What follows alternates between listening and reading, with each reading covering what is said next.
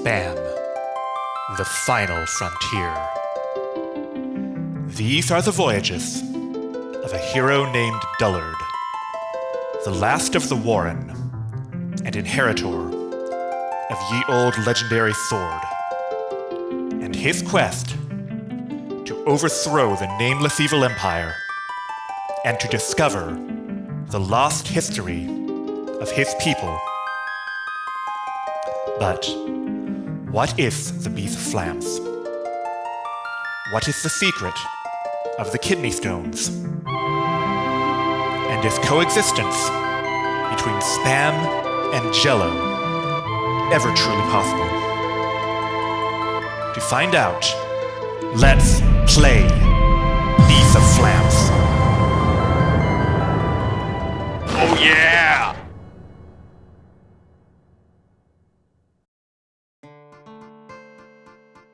It's a beautiful day at the beginning of April, so I think it's a good time to revisit one of the lost classics of RPG history. I'm sure the name Beath of Flams needs no introduction, but if you know anything at all, you know that the original Beath of Flams is basically unavailable for play these days. It was a very limited release game. It's impossible to find a copy now. I suspect the breakfast cereal industry had something to do with that, but whatever.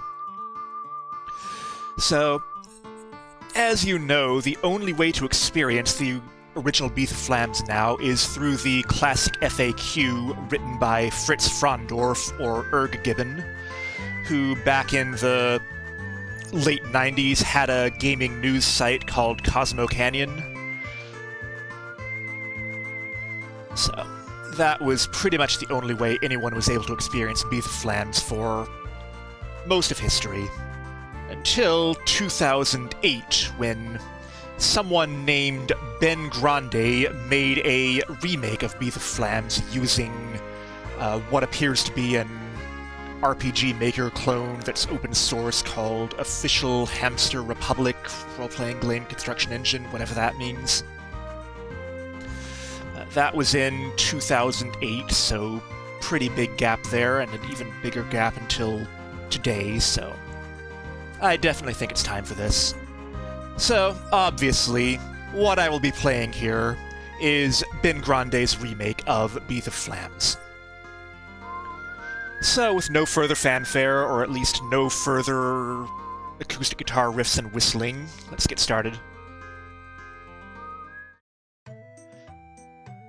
Now, obviously, the music in this remake is just MIDI from contemporaneous games, because the original soundtrack of Beath of Flams is, of course, lost.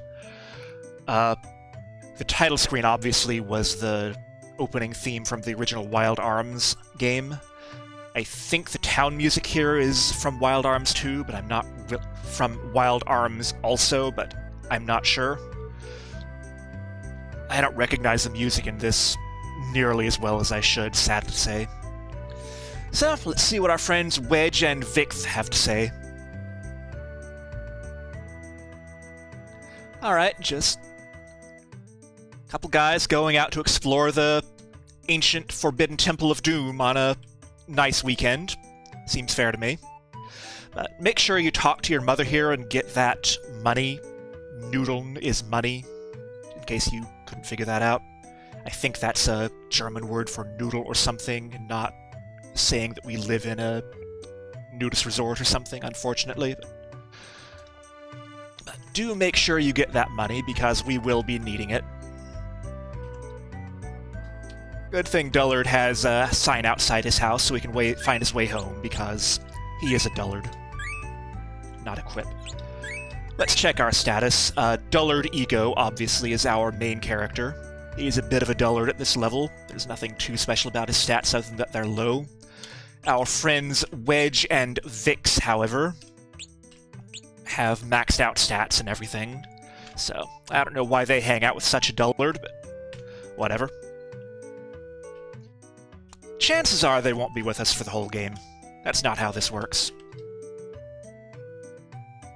For some reason, someone in this house really wants to be reincarnated or wants to believe they're reincarnated or something. I don't know.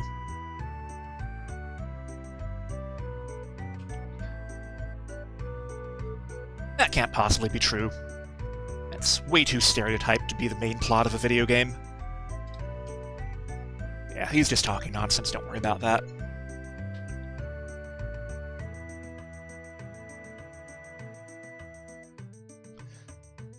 Well, maybe we'll read your paragraph for you. Okay, good to know. We'll probably never see those places, because this is just way too comfortable a town, I think. Good to know there is stuff in the world. This town seems very nice. It's even got this really pretty well here, with electrolytes. Now, that is an anachronism. I do know that the movie it's referencing was not released until 2004 or so, whereas, of course, Beath of Flams was a thing in the late 90s. Whatever. Terrible movie, anyway. Okay, good to know. But because that was just some old guy talking crazy, I'm sure we don't need to worry if we find any ancient swords in temples or anything. Okay, I'm sure we'll never have to go there either. That's good to know. No, you cannot go to the Imperial Castle there. To the best of my knowledge, ever.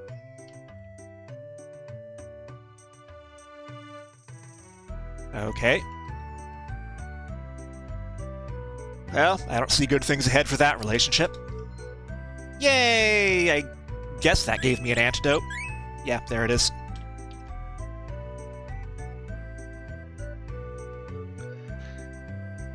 Anything in this well?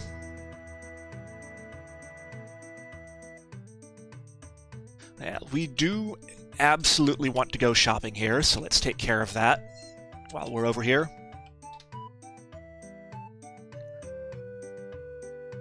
I have no idea who Jerry Hansen is a reference to, but whatever.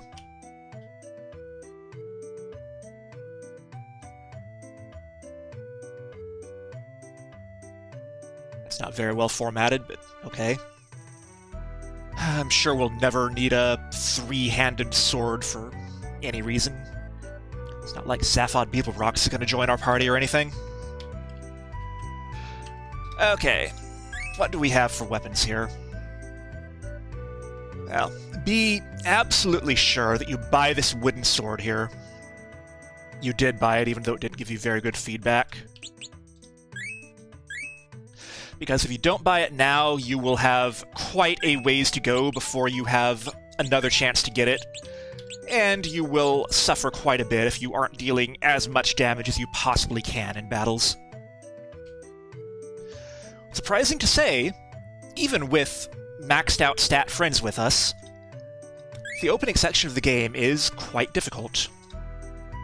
And we do absolutely, once again, want to spend as many noodles as we can on potions over here now. So that's the limit of our ability to shop, so that should do for now.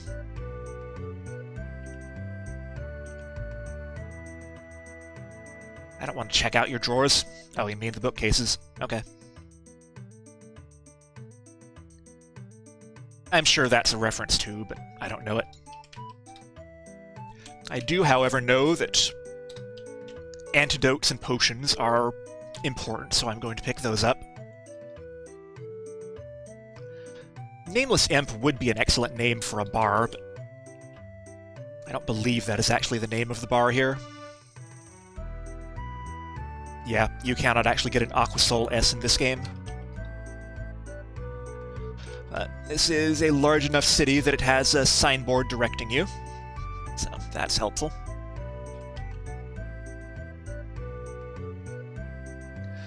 What could it possibly mean that the climate is getting warmer? Surely it doesn't mean that there are demons about to be unleashed onto the world or anything. That would never happen.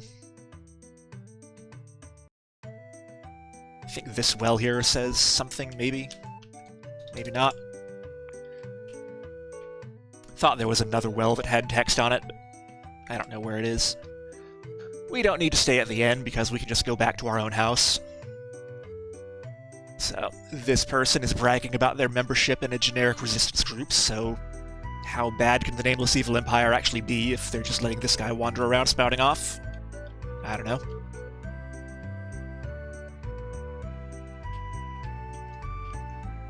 You seem irrelevant. I think we can talk to the innkeeper. Yeah, we will. We don't even have money to waste, so never mind.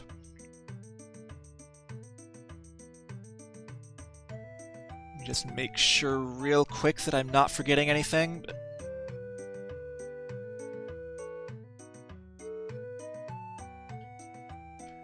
I am sure there was another well somewhere I could look at, but maybe I'm thinking of another town. Whatever. Let's go spelunking. Or urban ancient exploring, whatever this is.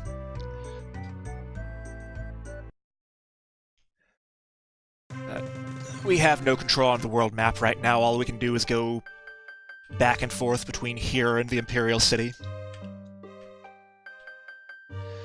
So it's hard to make out, but there is a statue on that altar there.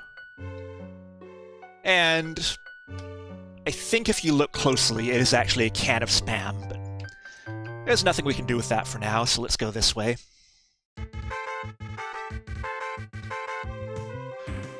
Sadly, I don't recognize either the battle music or the dungeon music here. But there are a few different enemies here. There are some chests with potions, too, that we really need. But none of these are terribly scary because we have maxed out stats friends with us.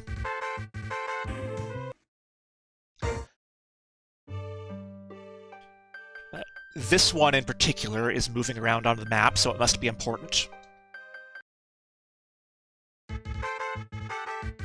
It's just the same as the random enemy with the same sprite you can encounter, so nothing special, but when you defeat it, you get a spam tab, which, obviously, you use it on a party member, it will permanently raise their spam stat by 1 or 2 points. So I'm going to hold on to that for later, because I don't really think Dullard needs that. Actually, I'm totally BSing you. It's like the tab from the top of the aluminum can. Sorry. This is not Chrono Trigger. Totally different game. But once we have the spam tab, we put it on the can of spam on the altar there, and it makes some stairs appear to the next area.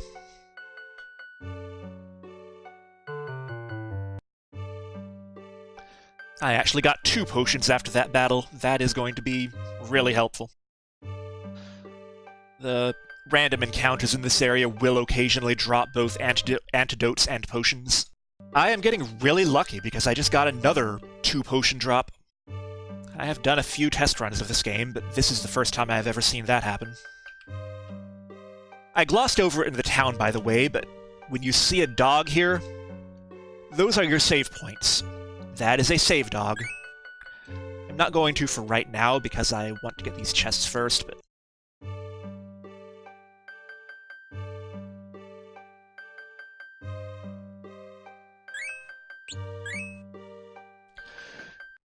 so, let's go check out this fancy sword on the altar here.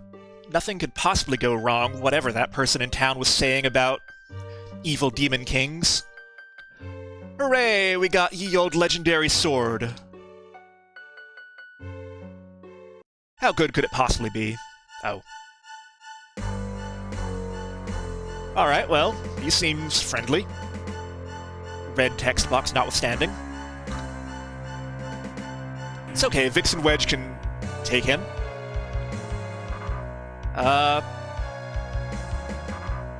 Yes, I'm aware of the reference there. I'm not aware of that one.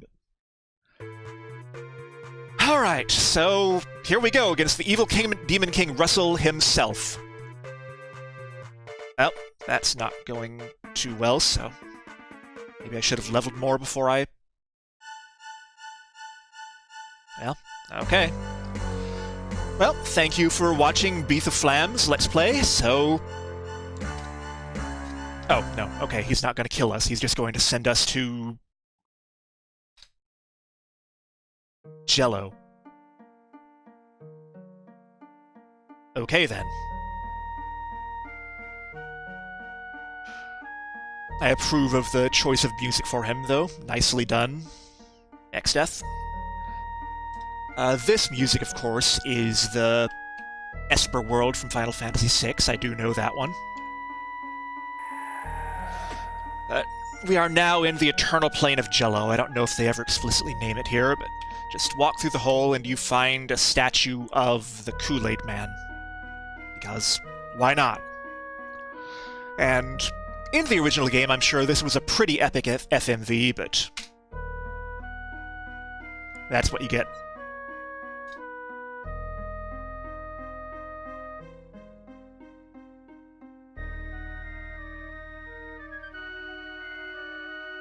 Okay, well, how does that relate to us? We can't even fight a run-of-the-mill Demon King, so... Oh, okay, maybe it'll be okay then. The joke there actually puzzled me for a little bit, but what the writer is saying is that if you take off the DE from the word defeat, you start to get something that comes a little bit close to eat, I guess. Whatever. It's not a very good joke. He is a dullard. Okay, that turned around pretty quickly. So, happily, we do get a free heal there. Now, Dullard is now alone. The monsters in this dungeon are actually pretty difficult for a single party member. Especially when you have no sources of healing other than potions. So I would strongly recommend, if possible, that before you take the sword, you actually try to get Dullard up to level 2 at least. But I didn't do that, so we'll see what happens. I'm gonna save in a separate slot, just in case. Because... honestly, because you have so few resources right now, this is probably the hardest part of the game. And if you get unlucky with encounters, you can get screwed pretty badly. This was pretty lucky, though. We just have a single enemy in the combat, and it is the beetles, which are, I think, the weakest of the 3 monsters you can encounter randomly here. And they also give you plenty of experience points, so we did get that level just in time. Additionally, the beetles can poison you, so have your antidotes ready, but I don't think it's common enough that you need to worry too much about your supply of antidotes. You do not, however, get a free heal after you level up, so make sure that you use a potion after you get that level. You can also defeat the beetles with a single hit, generally, especially after you gain your level. Now, the Tricurious blobs are a bit more dangerous, especially when there's 2 of them. Mostly just because I don't think it's actually possible to defeat them with 1 hit.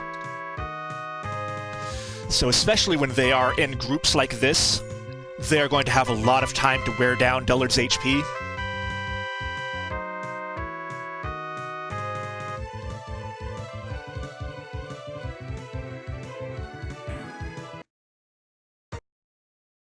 So definitely, if you get even remotely low, be using your potions liberally. But okay, we actually got out much more easily than we could have.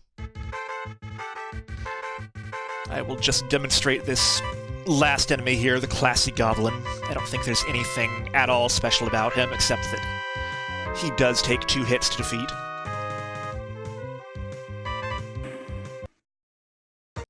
But there we go.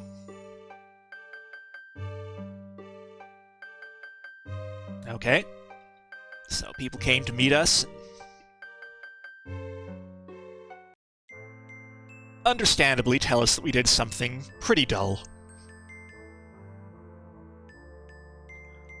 Well, from the dialogue here and the music, you probably know what this is referencing.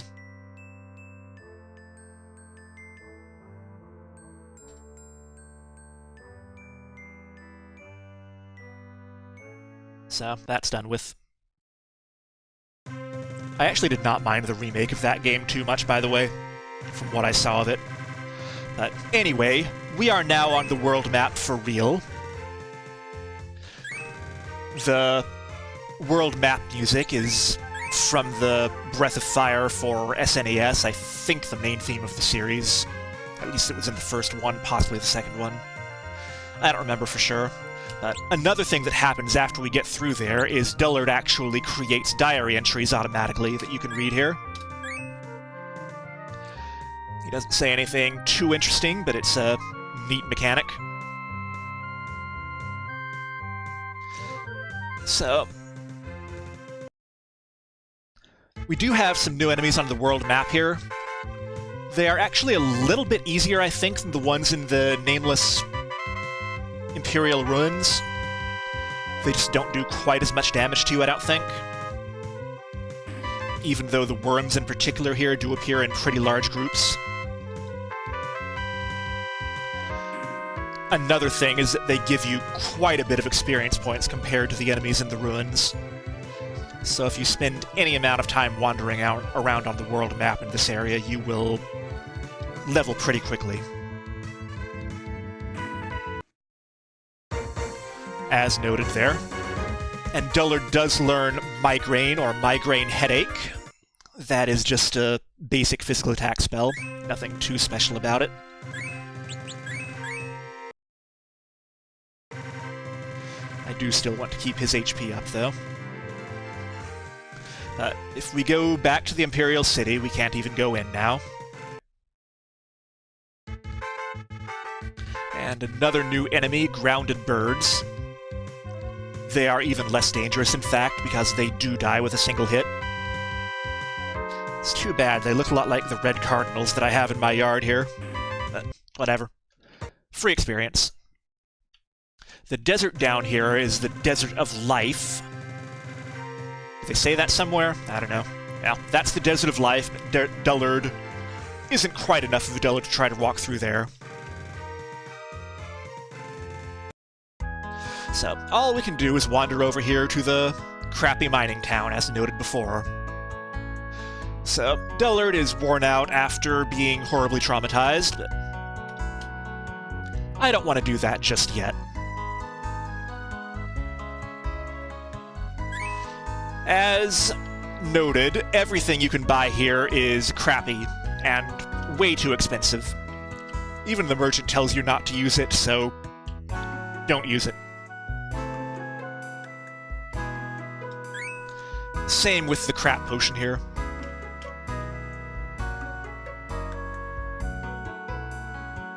And there's a person right outside warning you of this too, so... I kind of question the business model here. Well, I guess this is mostly poor people, just bums and stuff. That's the well I was thinking of, though. That is an obvious Final Fantasy I reference.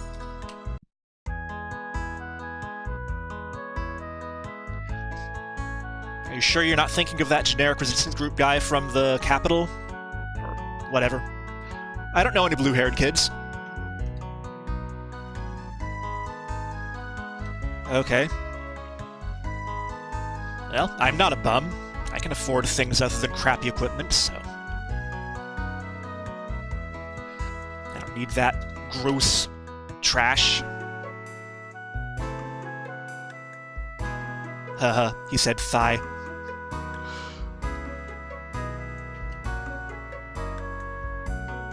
So, we can't get a ticket, and we're not a bum, so nothing we can do there at this time.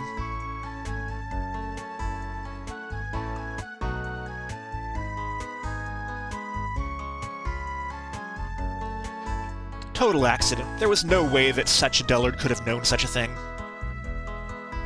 Well, that's why there's a bum outfit in the trash can there.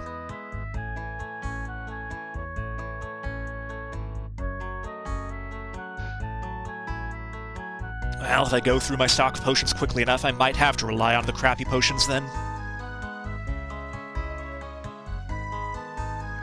Apparently the beer isn't too bad, though. Even though you'd think it would be crappy beer, but whatever. I see what you did there. He serves alcohol to minors. Whatever.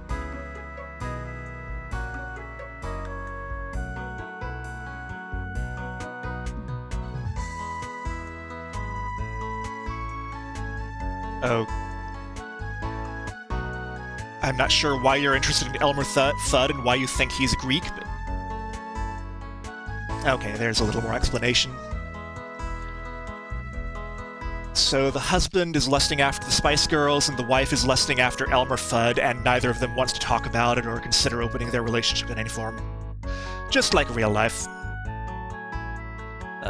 They let us know that we should have curing items, but...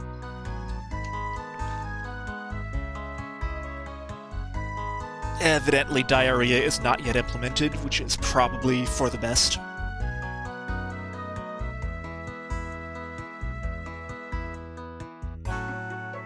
Okay, which one do we work for, then? What a dilemma.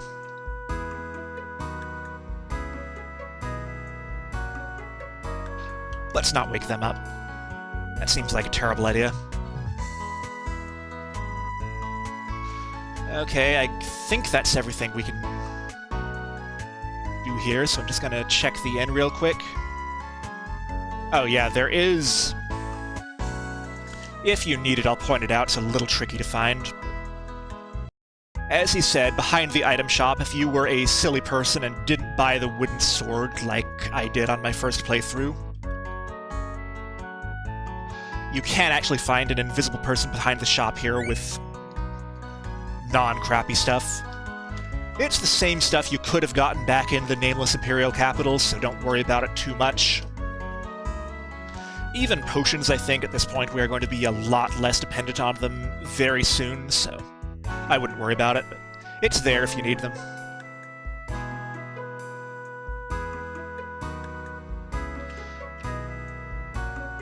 So, since everything is directing us to the end, let's just take care of that.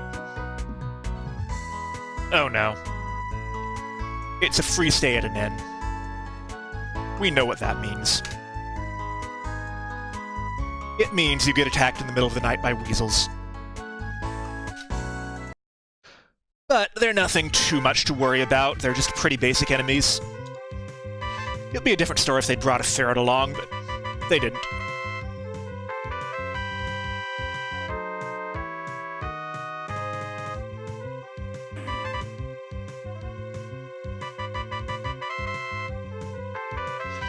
I guess let me demonstrate the migraine spell. Is that enough to kill them? Yes, you can one-shot them with migraine, so I should probably do that. Just for efficiency.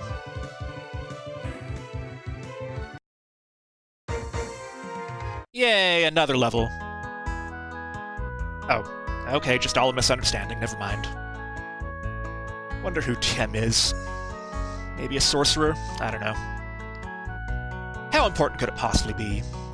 But it's easy to miss insofar as you literally cannot walk out of the inn without getting it. But they left behind a little sparkly here, which is weasel pants. Doesn't seem terribly hygienic, but they are a set of armor that'll boost your defense a little bit, so might as well equip them. Note that our HP is still down from the weasel fight, but we're going to get another free heal before too long here, so don't worry about staying at the end again. So, at this point, we still can't get a proper train ticket, but at this point, Dullard is resigned to the idea that, yes, he is a bum. Which means he gets a clothing upgrade! Hooray! And now he's allowed onto the train. Because that's exactly how being a hobo works. Too bad we don't get to learn the hobo code. Before I save there, let me go to the other end of the train and take care of something.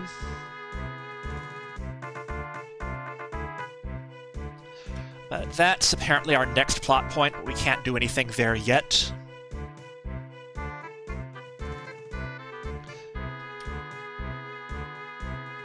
But if you come down to this final car, you can come around through the end.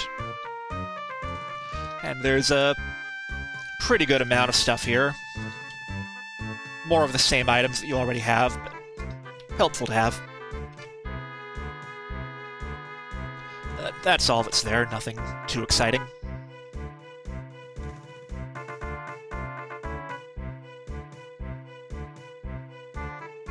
I'll wait to rest. There's a cutscene that happens up here, so...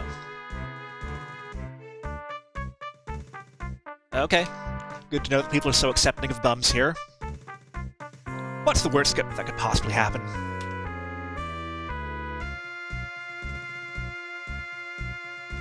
Okay, so is this that resistance leader we heard about? Or is the green-haired woman the resistance leader?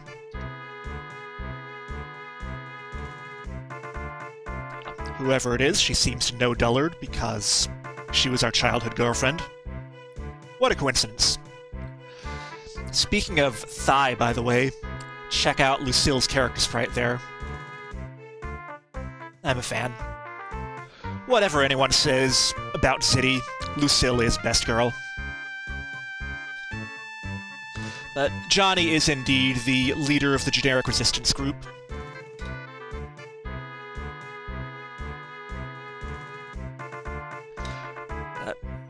Dullard is actually getting hungry, which usually does not happen in Japanese RPGs, which is a nice touch, but okay. Western RPGs, sure.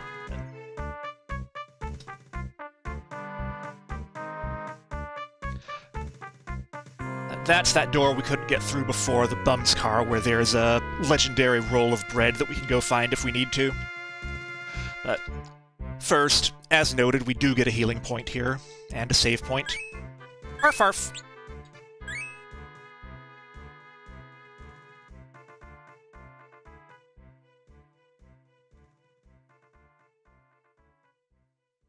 Why is the music cutting out? Weird. I assume... Oh, that's probably just the track ending. Alright. But we get to go into the bum's car because we are dressed as a bum.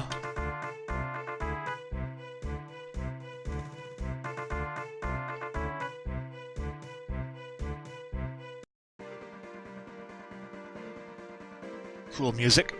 Not that I recognize it, but... Although the music on the outside was definitely the Returner's theme from Final Fantasy VI. But we get in here and we have rats to fight, fair enough. Oh wow, they die pretty quickly. That's helpful.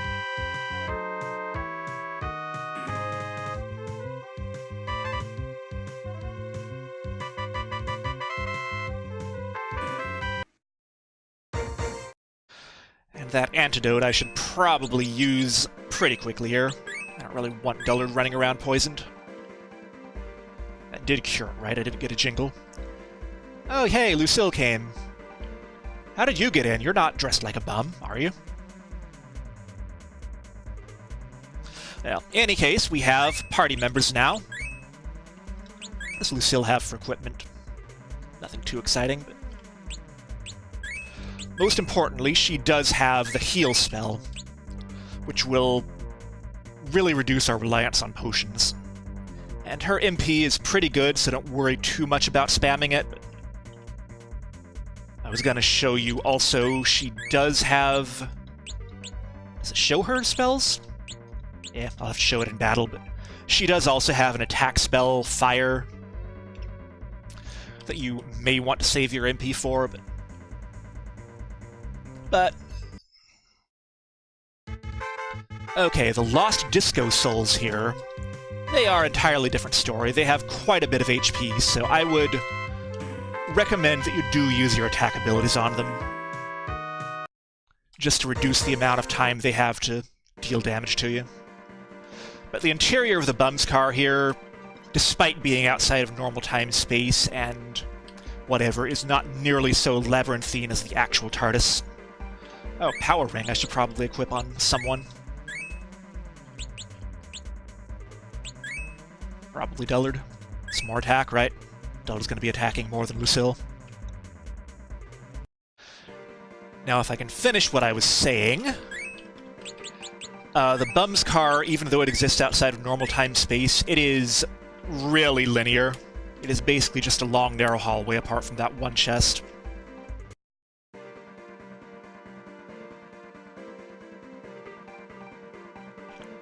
The rats do have quite a high chance of poisoning you, though. After that last battle, Lucille gained another level and learned the Hot Seat spell, which is another slightly more powerful fire spell. But there is already a save dog here, so we know what that means. Yeah, there it is. Also costs twice the MP, so I really do not know if it's worth it.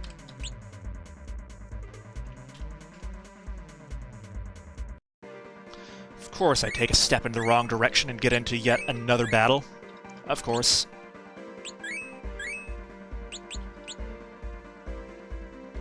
Okay, talk to the save dog. Arf arf. Thank you. So, that means there is probably a boss coming up. And there it is. It's a rat queen. Alright.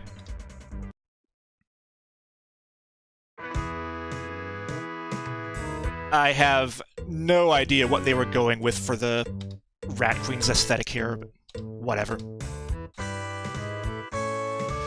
But this is our first boss fight, and there is really nothing at all special about it. Just basically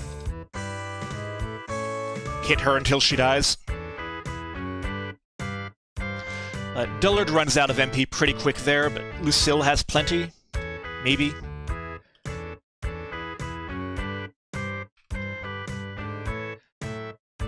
I suspect she's better off using fire rather than hot seat. Let's see. It's probably about the same, actually. Yeah, you can probably end the battle faster if you use hot seat when you can. But that's all there is to it. We defeated the Rat Queen, yay. And we get... It doesn't say, but that's the loaf of bread or roll or whatever. But Dullard eats it off screen and he's done. So, quest complete. And now Lucille comes again to give us the recruitment pitch. And fortunately, it ties into what we heard from our friend the Kool-Aid Man. Because, obviously, if there's a secular conflict between the ruling class and the underclass, that probably is a direct reflection of the cosmic battle between the forces of good and evil, or Jello and Spam in this case. Just like real life.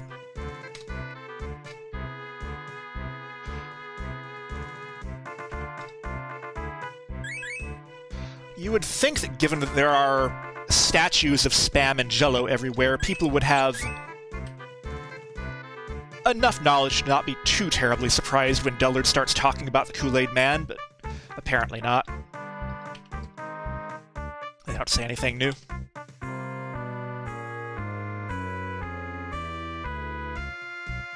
And because he's a Dullard, he immediately blurts it out. Okay, just Kool-Aid Lucille. That's fine. I mean, look at her color scheme. That's definitely a good nickname for her.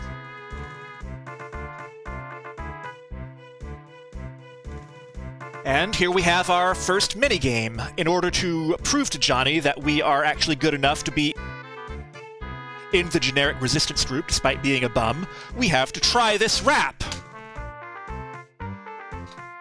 Or... not? Okay, guess they didn't implement that. The hamster engine probably doesn't have minigame support very good, but... Alright, for no effort at all, we are now a member of the generic resistance group.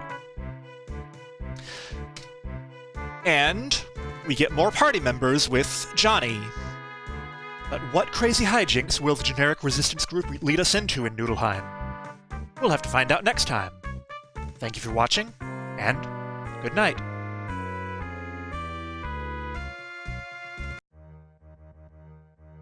Oh, never mind then. Okay.